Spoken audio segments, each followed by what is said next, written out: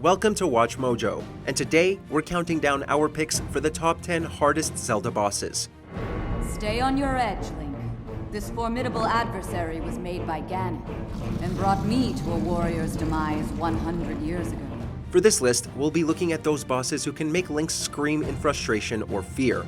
Before we jump into the video, we've done a deep dive of this list's #1 entry over on Mojo Plays, so be sure to check it out once you're done. Number 10. Majora's Mask. The Legend of Zelda, Majora's Mask.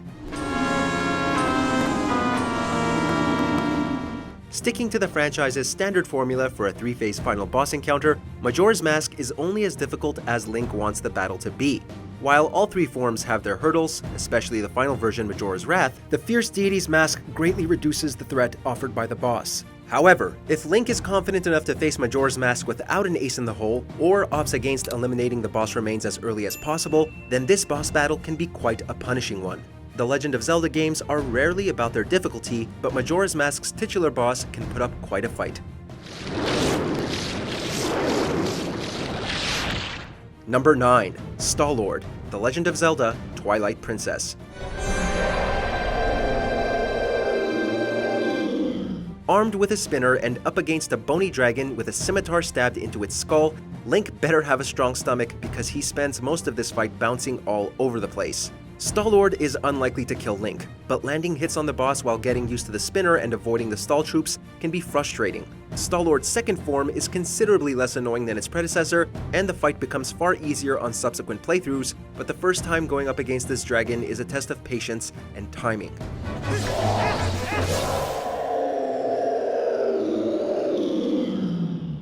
Number 8. Moldorm. The Legend of Zelda, A Link to the Past. Boss fights are not just about the massive creatures trying to send Link into the afterlife. Sometimes the arena is the hardest part. Featured in multiple games and always annoying, Moldorm is a worm-like boss with a tail for a weak point and a fondness for knocking Link down holes. In A Link to the Past, the fight itself is simple enough, but falling down a pit situated in the arena resets Moldorm's health. The player must be constantly aware of their position while timing their attacks just right, as striking any part besides Moldorm's tail will send Link flying.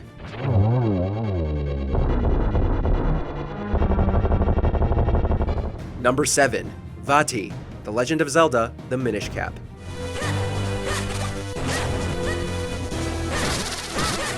For what is generally a pretty easy game, the Minish Cap ramps up the difficulty considerably in its final hours.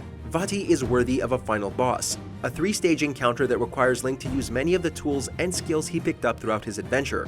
Vaati does not waste any time, as its first reborn form uses projectiles that must be destroyed before the boss can be damaged, and also teleports to keep Link at a distance. The second form is on a whole other level, mainly because the cloning mechanic needs to be used before Link can move on to Vaati's hard but manageable third phase.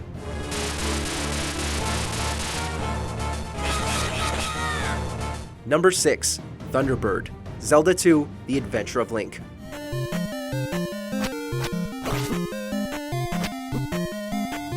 A side-scrolling RPG quite unlike any other entry in the franchise, The Adventure of Link is a contender for the hardest Zelda game ever. While far from the only tough boss, Thunderbird is a hard-hitting and unforgiving endgame encounter. After Link casts Thunderbird and makes the boss vulnerable to damage, it just becomes a matter of avoiding a symphony of fireballs while striking blows to the creature's head. The reflex spell can make the battle easier, but this is one encounter that is primarily reflex-driven. Thunderbird is like the Legend of Zelda's version of a bullet hell boss.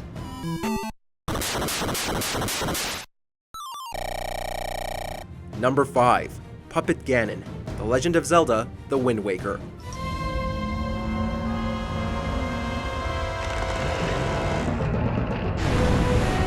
Link better get comfortable using a boomerang and a bow. Puppet Ganon is visually striking in all of its 3 phases, but the challenge lies in the fact that Link has to strike its tail with light arrows to score a hit.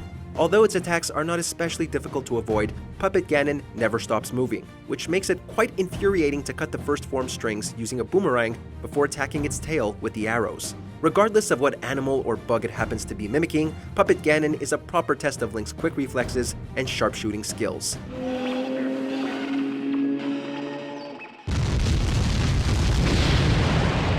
Number 4. Gyorg. The The Legend of Zelda: Majora's Mask.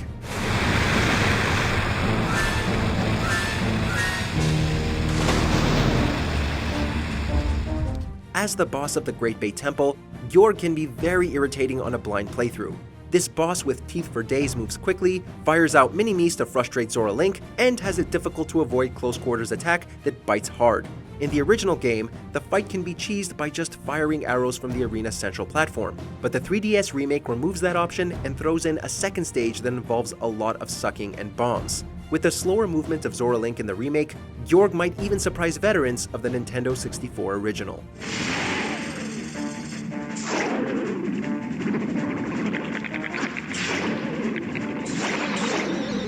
Number 3.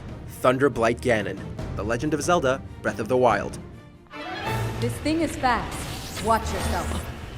Breath of the Wild's open-ended nature means the main bosses can be faced in practically any order. Even if the other phantoms are defeated first, granting Link access to useful items like Daruk's protection, Thunderblight Ganon is still never anything short of crushingly difficult. While a bit of a glass cannon, Thunderblight hits quick and hard, and its second form ramps things up with even more electricity and the occasional laser attack. One wrong move or poorly timed parry could leave Link vulnerable to a combo, and Thunderblight Ganon does not waste any opportunities.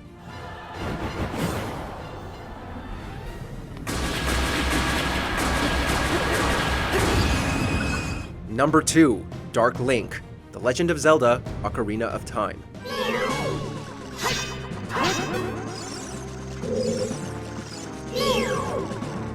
Be it as the final hurdle of Zelda 2 or a mini-boss in Ocarina of Time, Dark Link tends to always put up a fierce battle. Unlike most other Zelda bosses, Dark Link is a bit more unpredictable, as a strategy that worked wonders in one playthrough might not be as fruitful in another. Dark Link is a countering machine, and reflects the main protagonist's fighting style, although with a few limitations. Spamming attacks or using the Megaton Hammer can trivialize the battle on occasion, but then there can be times when Dark Link just seems to decide to mess with the player. Before we unveil our top pick, here are a few honorable mentions.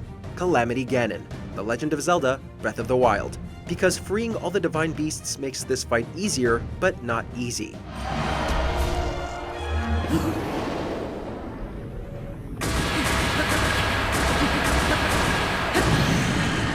Twinrova, The Legend of Zelda: Ocarina of Time, because ice and fire combine to create one challenging boss fight.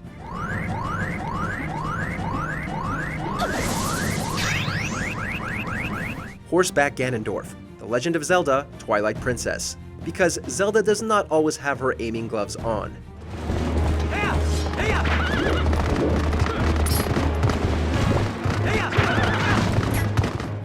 Before we continue, be sure to subscribe to our channel and ring the bell to get notified about our latest videos.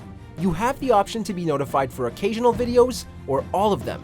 If you're on your phone, make sure to go into your settings and switch on notifications. Number 1. Monk Maz Koshia, The Legend of Zelda: Breath of the Wild.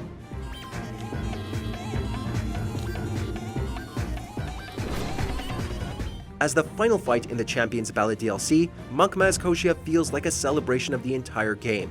Going through multiple stages that harbor back to other Breath of the Wild bosses, Maz Koshia has the speed of Thunderblight Ganon, the raw destructiveness of the Guardians, and the sheer awe factor of Calamity Ganon.